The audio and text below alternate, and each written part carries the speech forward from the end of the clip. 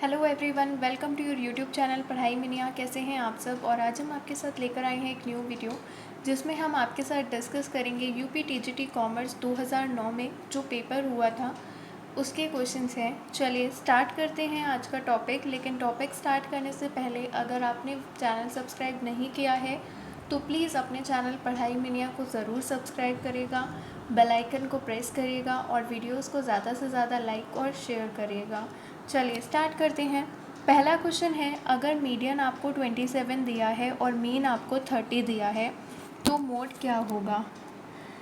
तो इसका जो फॉर्मूला होता है वो क्या होता है, वो होता है mode is equals to 3 median minus 2 mean. यहाँ पर आप मोड की जगह क्या रखेंगे, मोड तो आपको निकालना है। मीडियन कितना दिया है, 27 दिया है और मीन कितना है, मीन दिया हुआ है आपको 30। अब आप क्या करेंगे, इसे सॉल्व करेंगे। 3 इंटू 27 होता है 81 और 2 इंटू 30 होता है 60।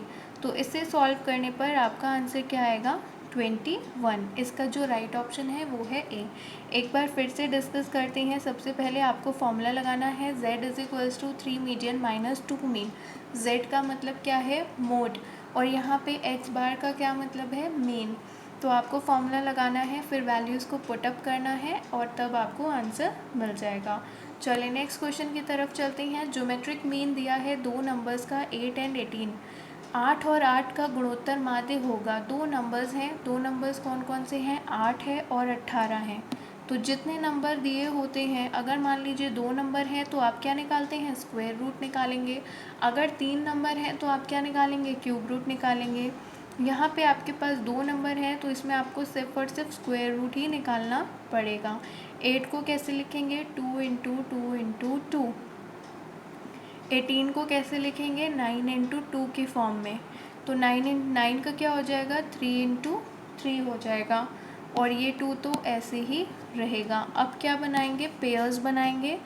देखिए एक ये 2 पेयर बना, एक ये 2 का पेयर बना और एक ये 3 का पेयर बना। पेयर्स बनेंगे तभी वैल्यू जो होगी वो क्या निकलेगी, बाहर निकलेगी। तो यहाँ पर आपको मिला एक 2 और फिर एक और 2 मिला और एक 3 मिला। ये 2 कैसे मिला, क्योंकि आपने यहाँ पे क्या बनाए हैं, पेयर्स बनाए हैं। देखिए ये एक 2 का पेयर बना, ये फिर एक और 2 का पेयर बन रहा है और ये 3 का पेयर बन रहा है। तो जब पेयर बनेगा तभी वैल्यू स्क्वायर रूट से क्या होती है, बाहर निकलती है। तो एक यहाँ पर 2 निकलेगा, एक और 2 निकलेगा और एक 3 निकलेगा। अब आप इससे सॉल्व करेंगे तो 2 2 सा क्या होता है, 4, 4 इंटू 3 क्या होगा, 12। तो आपका जो राइट आंसर है वो क्या है, बी ऑप्शन 12। नेक्स्ट क्वेश्चन है, X and Y motivation theory has been propounded by. X और वाई की जो मोटिवेशन थ्योरी है, प्रेरणा का जो सिद्धांत है, उसे किसने दिया है, तो इसे propound किया है डगलस मैकग्रेगोर ने। ये जो थ्योरी है इसमें क्या बताया गया है, एक एक्स है और एक वाई थ्योरी है। एक्स थ्योरी जो है वो नेगेटिव थ्योरी है। नेगेटिव थ्योरी क्यों है, क्योंकि इसमें ये बोला गया है कि जो एम्प्लॉयज़ होते हैं वो काम करने में इंटरेस्ट नहीं लेते हैं, वो बिल्कुल भी एम्बिशियस नहीं होते हैं, वो जिम्मेदारी भी नहीं लेना चाहते हैं, ना ही वो क्रिएटिव होते हैं और ना ही वो इंटरनली अपने काम के लिए मोटिवेटेड होते हैं। तो ऐसे जो एम्प्लॉयज़ होते हैं उन पर क्या होता है, मैनेजमेंट को ज़्यादा कंट्रोल रखना पड़ता है। अदरवाइज़ आपके जो रिसोर्सेज आपने लगाए हुए हैं वो सब क्या हो जाएंगे, वेस्ट हो जाएंगे। क्योंकि ऐसे लोग काम तो करना ही नहीं चाहते, ये तो काम को अवॉइड करते हैं, खाली बैठे रहेंगे। तो इस वजह से मैनेजमेंट के लिए क्या है कि ऐसे जो एम्प्लॉयज़ हैं उन पर ज़्यादा से ज़्यादा क्या करना है, कंट्रोल करना है, उनको ज़्यादा से ज़्यादा सुपरवाइज़ करना पड़ता है। और वाई टाइप की जो थ्योरी है ये पॉजिटिव थ्योरी है। इसमें ये माना जाता है कि जो एम्प्लॉयज़ हैं वो अपने काम करने के लिए बिल्कुल रेडी रहते हैं, वो इंटरेस्टेड भी हैं, इंटरनली मोटिवेटेड भी हैं, रिस्पॉन्सिबिलिटी भी उठाने के लिए तैयार हैं। तो ऐसे जो एम्प्लॉयज़ होते हैं ये अच्छे हैं बिल्कुल, और मैनेजमेंट को इन पर ज़्यादा कंट्रोल या ज़्यादा सुपरविजन की नीड नहीं है। मैनेजर अब अपना फोकस किसी दूसरे कामों में भी लगा सकती है। तो ये है theory X and Y. Next चलते हैं क्वेश्चन पे। The term imprest system is used in relation to. जो टर्म इम्प्रेस सिस्टम है इसका मतलब किससे है या किस संदर्भ में हम इसको यूज़ कर सकते हैं। अग्रदाय पद्धति का प्रयोग किस संदर्भ में होता है, तो अग्रदाय पद्धति का जो प्रयोग है वो पेटी कैश बुक के संबंध में होता है। बात करते हैं पेटी कैश बुक के बारे में। पेटी कैश बुक का मतलब इसमें हम वो खर्चों को रिकॉर्ड करते हैं जो छोटी छोटी अमाउंट के होते हैं। छोटी छोटी अमाउंट का मतलब जो स्मॉल वैल्यू में होते हैं। जैसे चाय पानी है तो वो क्या है, इतने स्मॉल खर्चे होते हैं कि हम क्या इनको चेक के थ्रू पेमेंट करेंगे, नहीं करेंगे। तो ऐसे छोटे छोटे खर्चों के लिए एक बुक बनाई जाती है जिसे पेटी कैश बुक कहा जाता है। मान लीजिए आपने स्टेशनरी में थोड़ा बहुत खर्चा किया, आप 50-100 रुपये के पेन ले आए, तो क्या आप इसका पूरा अलग से चेक के थ्रू तो नहीं होगा ना। बहुत सारे छोटे खर्चे होते हैं, भाड़ा देना पड़ा 10-20 रुपये 50 रुपये, तो ये छोटे खर्चों के लिए जो बुक बनाई जाती है उसे बोलते हैं पेटी कैश बुक। अब बात करते हैं कि ये इम्प्रेस सिस्टम क्या होता है। चलिए इसको समझते हैं। इम्प्रेस सिस्टम,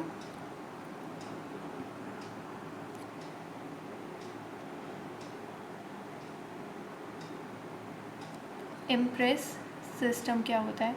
इम्प्रेस सिस्टम का मतलब होता है कि एक पेटी कैशियर है,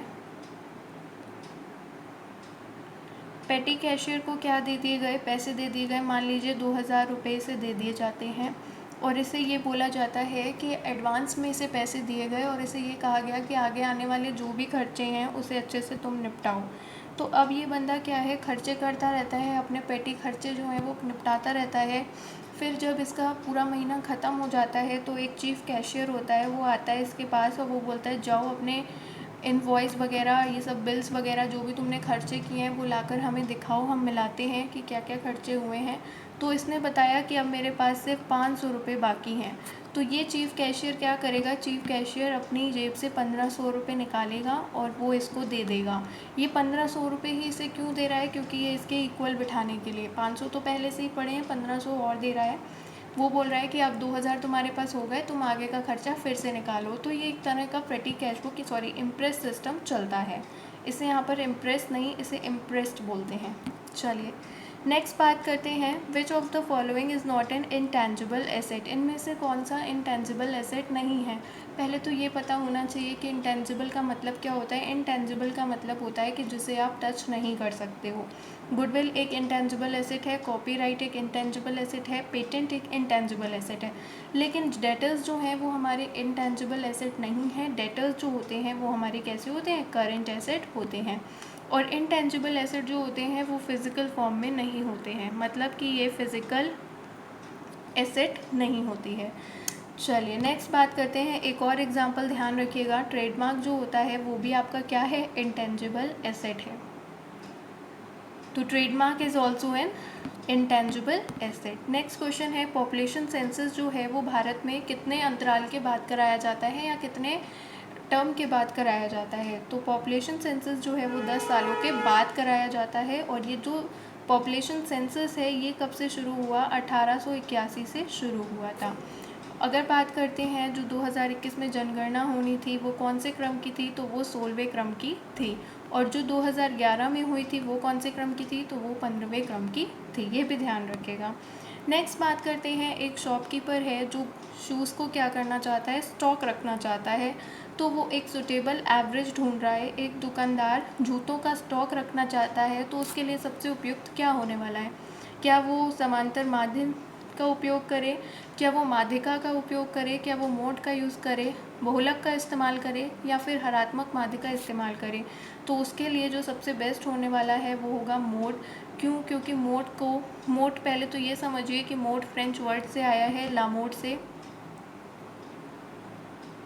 मोड जो है वो फ्रेंच वर्ड से आया है। फ्रेंच वर्ड कौन सा वर्ड है, वो लामोड, जिसका मतलब ही क्या होता है, फैशन। मोड हमें क्या बताता है, एक रिप्रेजेंटेटिव वैल्यू बताता है, एक टिपिकल वैल्यू बताता है। मोड का इस्तेमाल ज़्यादातर आपके रेडीमेड गारमेंट्स हो गया, बिजनेस हो गया, स्टॉक वगैरह, शूज़, मतलब जो सबसे ज़्यादा रिपीटेड चीज़ होती है ना उसको इंडिकेट करता है। मोड का मतलब ही क्या है, आपकी सीरीज़ की वो वैल्यू जो सबसे ज़्यादा बार रिपीट हुई है। तो सबसे बढ़िया शू साइज़ जो वो रखना चाह रहा है तो वो वही रखेगा ना जो सबसे ज़्यादा बिकता है। तो ये मोड के थ्रू ही पता चलेगा कि सबसे ज़्यादा रिपीटेड चीज़ कौन सी है। तो इस वजह से उसे क्या लेना चाहिए, उसको मोड का इस्तेमाल करना चाहिए, क्योंकि मोड क्या देता है, एक टिपिकल वैल्यू देता है। चलिए नेक्स्ट बात करते हैं लिमिटेड पार्टनरशिप। सीमित साझेदारी से क्या आशय है? तो सीमित साझेदारी वो साझेदारी होती है जिसमें जो साझेदार होते हैं उनकी जो दायित्व होते हैं वो सीमित होते हैं, और पार्टनरशिप को शुरू करने के लिए, साझेदारी को शुरू करने के लिए कम से कम 2 साझेदारों का होना आवश्यक है। चलिए नेक्स्ट क्वेश्चन पे, एक कॉलेज है ए, उसमें 2 स्टूडेंट्स को अलग अलग कैटेगरीज में बांटा गया है। 2 स्टूडेंट्स को, एक कॉलेज है ए, उसमें विद्यार्थियों को 2 अलग अलग श्रेणी में या कैटेगरीज में वर्गीकृत किया गया है। पहली जो श्रेणी बन रही है वो रूरल है और दूसरी जो है वो अर्बन है। रूरल का मतलब ग्रामीण, अर्बन का मतलब शहरी। अब ये बात करते हैं कि जो वर्गीकरण किया गया है ये किस आधार पर किया गया है? क्या ये क्वालिटेटिव है? नहीं, क्वालिटेटिव का मतलब जब आप क्वालिटी के बेसिस पे वर्गीकरण करते हो। क्वांटिटेटिव का मतलब कि आंकड़ों के हिसाब से, क्वांटिटी के हिसाब से जब आप वर्गीकृत करते हो तो उसे क्वांटिटेटिव बोलते हैं। ज्योग्राफिकल मतलब कि भूगोलिक आधार, भूगोलिक एरिया के हिसाब से जब आप वर्गीकृत करते हो तो उसे क्या कहते हैं? ज्योग्राफिकल क्लासिफिकेशन कहते हैं। तो इसका जो राइट ऑप्शन हो जाएगा वो होगा सी, क्योंकि ये कैसा है? ज्योग्राफिकल आपका क्लासिफिकेशन है। इसमें आप एरिया के हिसाब से क्या कर रहे हो? अपने स्टूडेंट्स को डिवाइड कर रहे हो। तो इसका राइट ऑप्शन क्या है? सी। नेक्स्ट ऑप्शन है मोटिवेशनल प्रोसेस जो है, अभिप्रेरणा की जो प्रक्रिया है वो कैसी होती है? तो वो है साइकोलॉजिकल प्रोसेस होता है, मनोवैज्ञानिक प्रक्रिया होती है। मान लीजिए कि आपने एक मूवी देखी या कोई यूट्यूब में शॉर्ट मूवी देखी जो आपको मोटिवेट कर रही है, तो मोटिवेट का मतलब होता है कि वो आपको काम करने के लिए हाथ पैर चलाने को नहीं बोल रही है, बल्कि वो आपके माइंड सेटअप को इस तरीके से बदल देती है कि आप अपने गोल की तरफ डायरेक्ट हो जाते हैं। ठीक है, वो क्या करती है? आपके माइंड प्रोसेस, आपके थॉट प्रोसेस को अटैक करती है, जिसकी वजह से आप अपने काम की तरफ और मोटिवेट हो जाते हैं। तो ये क्या है? पूरा ये मनोवैज्ञानिक प्रोसेस है। इंटेलेक्चुअल मतलब कि आप खुद सोच रहे हो कि मोटिवेट हो जाए, तो वो नहीं होता। वो एक्चुअली एक साइकोलॉजिकल है, आपके थॉट प्रोसेस को पूरा चेंज करके आप मोटिवेट होते हो, आपकी नीड्स, डायरेक्शन सब वहीं जाते हैं। नेक्स्ट है इंडियन बैंकिंग रेगुलेशन एक्ट को कब पास किया गया? तो इसे पास किया गया 1949 में। पहले ये जो एक्ट है इसे क्या बोला जाता था? इसे पहले बोला जाता था इंडियन कंपनीज एक्ट 1949। बाद में इसको क्या कर दिया गया? बाद में इसका नाम कर दिया गया, बाद में इसका नाम इंडियन बैंकिंग रेगुलेशन एक्ट कर दिया गया था। वो कब किया गया था? 1966 में कर दिया गया था। और ये जो एक्ट है ये किस लिए था? बैंकिंग पर कंट्रोल करने के लिए, बैंकों पर कंट्रोल करने के लिए ये एक्ट लाया गया। नेक्स्ट बात करते हैं इंस्टॉलेशन के जो खर्चे हैं वो नई मशीनरी पर करे गए हैं, तो हम किस में डेबिट करेंगे? कैश में डेबिट तो हो ही नहीं सकता, क्योंकि कैश जब जाएगा तभी तो क्रेडिट, मतलब कैश जब आएगा तभी तो वो डेबिट होगा ना। यहाँ तो आप खर्चे कर रहे हो, तो खर्चे कर रहे हो तो कैश को डेबिट कैसे करोगे? तब तो कैश जाता ही है। तो ये क्या हो जाएगा? रॉन्ग हो जाएगा। ट्रेडिंग अकाउंट का कोई रिलेशन ही नहीं है, क्योंकि ट्रेडिंग में सिर्फ मैन्युफैक्चरिंग के खर्चे आते हैं। मशीनरी अकाउंट हो सकता है, इंस्टॉलेशन एक्सपेंस हो सकता है। बात समझते हैं कि इंस्टॉलेशन एक्सपेंस को मशीनरी में क्यों डेबिट करेंगे? क्योंकि आप इंस्टॉल करने का जो खर्चा है वो एक नई मशीनरी पे कर रहे हो, तो ये क्या है? ये मशीनरी के कॉस्ट में ही जाएगा, क्योंकि ये कैपिटल नेचर का खर्चा है। तो जो भी कैपिटल नेचर का खर्चा होता है वो एसेट की कॉस्ट में ही जुड़ता है। लेकिन अगर आप उसमें बाद में कुछ रिपेयरिंग कर रहे हो, ज़्यादा भारी खर्चा नहीं है, तो वो आपका रेवेन्यू टाइप का खर्चा होगा। लेकिन अगर आप मशीनरी, नई मशीनरी है, उसके इंस्टॉलेशन के लिए कुछ भी खर्चा कर रहे हो तो वो कैपिटल एक्सपेंडिचर होगा और वो मशीनरी अकाउंट में डेबिटेड होगा। नेक्स्ट बात करते हैं सैम्पलिंग इन्वेस्टिगेशन के लिए अगर आप कोई कंक्लूजन पे आना चाहते हो तो आप किसकी स्टडी करोगे? पहले देखते हैं कि सैम्पल क्या होता है। ये मैंने बनाया है पॉपुलेशन। सपोज़ आप किसी चीज़ पे स्टडी करना चाहते हो तो आपने ये सब जो है ये पर्सन्स लिए हैं, मान लीजिए यूनिट्स लिए हैं, आप इनकी क्या कर रहे हो? स्टडी करना चाहते हो, इन पे इफ़ेक्ट देखना चाहते हो किसी किसी चीज़ों का। तो ये पूरी आपकी क्या है? पॉपुलेशन है। फिर इसमें से अब आपने एक सैम्पल ले लिया। अब इस सैम्पल में जो आपने लोग लिए ना वो बहुत ही लिमिटेड लिए। ये आपके क्या हैं? ये आपके लोग हैं। देखिए पॉपुलेशन के लिए तो आपकी बहुत सारी यूनिट्स हैं, लेकिन सैंपल जो आपने लिया है वो बहुत ही लिमिटेड लिया है। ये जो सैंपल आपने लिया है ये किसका पार्ट है? ये सैंपल आपकी पॉपुलेशन का ही एक हिस्सा होता है। जब आप पूरी पार्ट्स को स्टडी ना करके, पूरे यूनिट्स को स्टडी ना करके, उसके कुछ यूनिट्स को ही स्टडी करते हो पॉपुलेशन की, तो उसे क्या बोला जाता है? सैम्पलिंग बोला जाता है, सैंपल बोला जाता है। तो इसमें आप पूरी स्टडी नहीं कर रहे हो बैठ के, सिर्फ आपने कुछ पार्ट को ही स्टडी किया। मान लीजिए कि आप एक नई बुक खरीदने जाते हो बुक स्टॉल में, तो आप पूरी बुक वहाँ बैठ के नहीं पढ़ते हो, उसके बाद आप नहीं खरीदते हो, बस कुछ पन्ने आप पलटते हो, देखते हो, समझते हो, बस। इससे ज़्यादा आप कुछ नहीं कर सकते, वहाँ पूरा बैठ के अपनी बुक वगैरह नहीं पढ़ सकते, फिर उसके बाद नहीं खरीदते हो। आपने कुछ पन्ने रीड किए, आपको ठीक लगी तो आपने खरीद ली, तो आपने कुछ पन्नों के बेसिस पे ही पूरी बुक को जज कर लिया कि हाँ ये बुक मेरे लिए बेनिफिशियल रहेगी कि नहीं रहेगी। ठीक इसी तरीके से होता है सैम्पलिंग। आपने खाना बनाया अपने गेस्ट के लिए और उसे 1 टेबलस्पून टेस्ट किया, मतलब चखा कि सही बना है या नहीं बना है। अगर उसका टेस्ट आपको ठीक निकला या ठीक मिला तो आप क्या करोगे? ओके बोल दोगे पूरी डिश के लिए।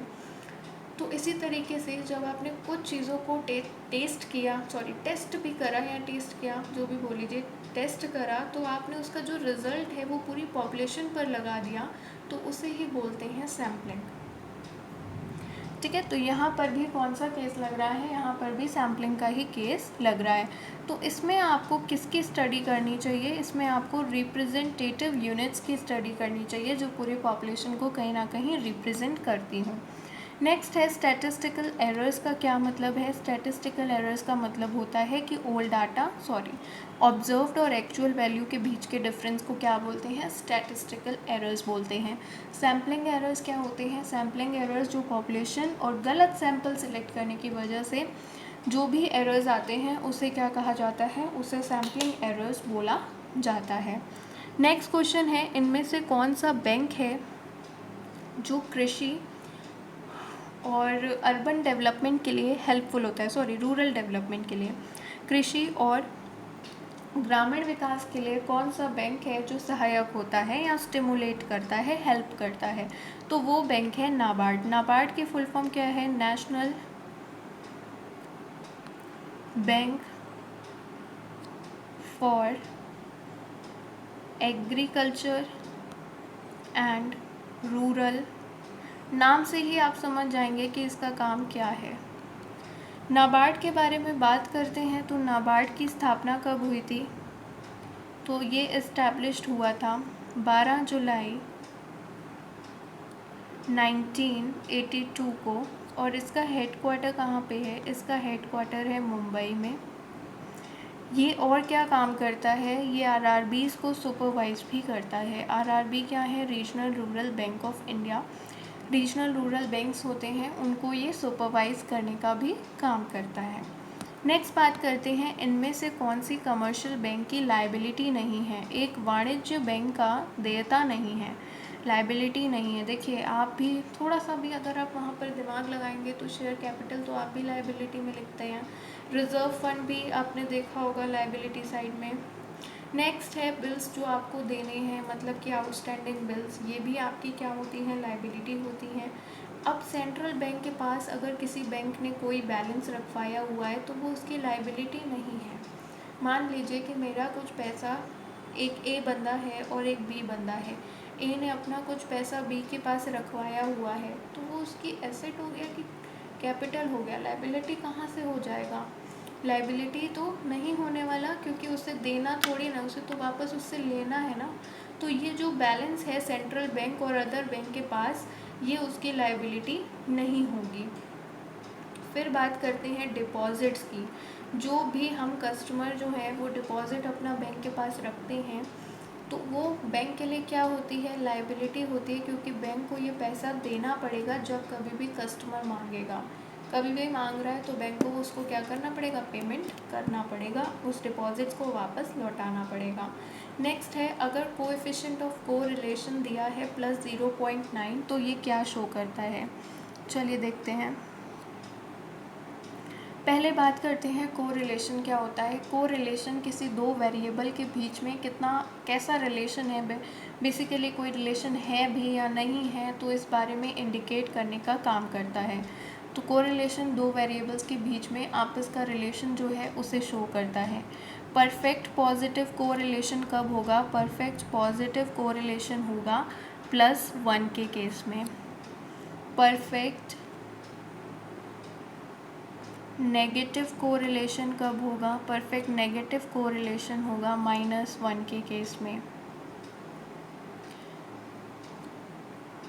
हाई पॉजिटिव कोरिलेशन कब होगा?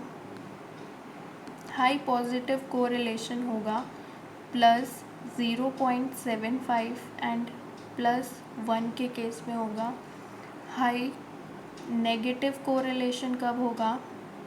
ये सब आप लिखते जाइएगा, पूछा गया है तो आगे कुछ भी बन सकता है क्वेश्चन। हाई नेगेटिव कोरिलेशन कब होगा? जब आपकी वैल्यू किसके बीच में आएगी? -0.5 और -1 के बीच में आएगी, तो वो कैसा होगा? हाई नेगेटिव कोरिलेशन होगा। नेक्स्ट बात करते हैं moderate positive correlation. Moderate positive correlation कब होगा? जब +0.25 और +0.75 के बीच में डिजिट्स आएंगे या कोई भी वैल्यू आ रही है तब होगा। मॉडरेट नेगेटिव कोरिलेशन कब होगा? मॉडरेट नेगेटिव कोरिलेशन होगा -0.25 एंड -0.75 के बीच जब वैल्यू आएगी तो मॉडरेट नेगेटिव कोरिलेशन होगा। लो पॉजिटिव कोरिलेशन कब होगा? लो पॉजिटिव कोरिलेशन होगा 0.25 और 0.25 और 0 के बीच में, ठीक है, यहाँ पर ये प्लस। और लो नेगेटिव कब होगा?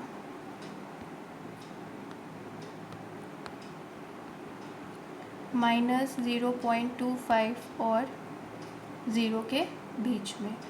चलिए अब देखते हैं क्वेश्चन क्या बोल रहा है। क्वेश्चन कह रहा है अगर +0.9 है, तो +0.9 मैंने आपको बताया कि +0.9 कब होगा? 0.75 और 1 के बीच में। तो ये कैसा है? ये हाई डिग्री ऑफ कोरिलेशन है और पॉजिटिव है। नेक्स्ट क्वेश्चन है इनमें से कौन सा अकाउंटिंग कन्वेंशन नहीं है? कौन सा लेखांकन की प्रथा नहीं है? पहला है कंसिस्टेंसी। कंसिस्टेंसी अकाउंटिंग की एक प्रथा है। कंसिस्टेंसी का मतलब होता है कि आपने एक साल जो भी अपना अकाउंटिंग प्रोसीजर फॉलो किया है नेक्स्ट ईयर भी आप वही फॉलो करें, ताकि कंपैरिजन होने में डिफ़िकल्टी ना आए। मतलब अगर आप इस साल कोई और तरीका अपना रहे हो और अगले साल आपने तरीका बदल दिया है तो दिक्कत आए कि ना, आप कंपैरिजन नहीं कर पाओगे। इस वजह से ये भी क्या है? एक प्रिंसिपल है। मटेरियलिटी का मतलब है जो भी रिलेवेंट फैक्ट्स हैं उसे आप डिस्क्लोज़ करो। फुल डिस्क्लोजर का मतलब है कोई भी बात छुपी होनी नहीं चाहिए, पूरी बात जो है उसे प्रकट करो, पूरे फैक्ट्स जो हैं वो फुल डिस्क्लोज होने चाहिए अकाउंटेंसी में। सीक्रेसी जो है ये कोई अकाउंटिंग कन्वेंशन नहीं है। नेक्स्ट बात करते हैं ओपनिंग स्टॉक दिया है, परचेज दिया है, डायरेक्ट एक्सपेंसेस दिए हैं, क्लोजिंग स्टॉक दिया है, आपको COGS निकालना है। COGS का फॉर्मूला होता है opening stock plus purchase plus direct expense minus closing stock. चलिए इसे सॉल्व करते हैं। ओपनिंग स्टॉक कितना दिया है? 5000 दिया है। 5000 में क्या जोड़ेंगे? 15000 जोड़ेंगे। ओपनिंग स्टॉक प्लस परचेज 20000 हो गया। 20000 में डायरेक्ट एक्सपेंसेस जोड़ेंगे 22000 हो गया। क्लोजिंग स्टॉक कितना है? 2500 है। क्लोजिंग स्टॉक को माइनस करेंगे। 15 5 20, 20 + 2 22, 22 माइनस 2500, तो 22000 में से 2500 को घटाएंगे तो आपका कितना आ जाएगा? 19500 आ जाएगा। ऑप्शन सी आपका क्या है? राइट वन है। चलिए नेक्स्ट देखते हैं। वैल्यू ऑफ मीन, मीडियन और मोड जब कोइंसाइड कर रही है तो इस केस में आपका जो डिस्ट्रीब्यूशन होगा ये होता है सिमेट्रिकल डिस्ट्रीब्यूशन, क्योंकि सिमेट्रिकल डिस्ट्रीब्यूशन में आपका मीन, मोड और मीडियन जो होगा वो तीनों ही इक्वल होंगे। असिमेट्रिकल डिस्ट्रीब्यूशन जो होगा वो पॉजिटिवली भी हो सकता है, नेगेटिवली भी हो सकता है। इसमें मीन, मीडियन, मोड इक्वल नहीं होते हैं। तो इसका जो राइट आंसर है वो है ऑप्शन नंबर सी। तो गाइस ये वीडियो यहीं पर ख़त्म होती है। अगर आपको वीडियो पसंद आए तो प्लीज़ लाइक करिएगा and thank you for watching the video.